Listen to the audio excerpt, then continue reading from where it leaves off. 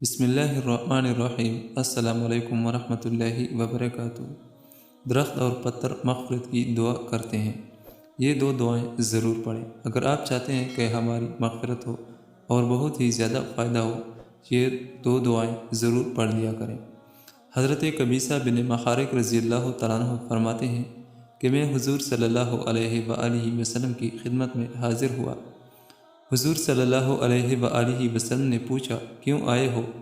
میں نے عرض کیا، میری عمر زیادہ ہو گئی ہے، میری ہڈیاں کمزور ہو گئی ہیں، یعنی میں بوڑھا ہو گیا ہوں۔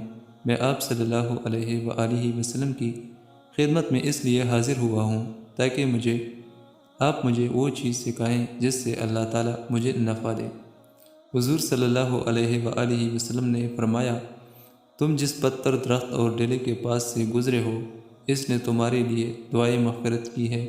اے قبیصہ، صبح کی نماز کے بعد 3 مرتبہ سبحان اللہ العظیم و بحمدہ کہو۔ اس سے تم اندھے پن، کوڑی پن اور فالج سے محفوظ رہو گے۔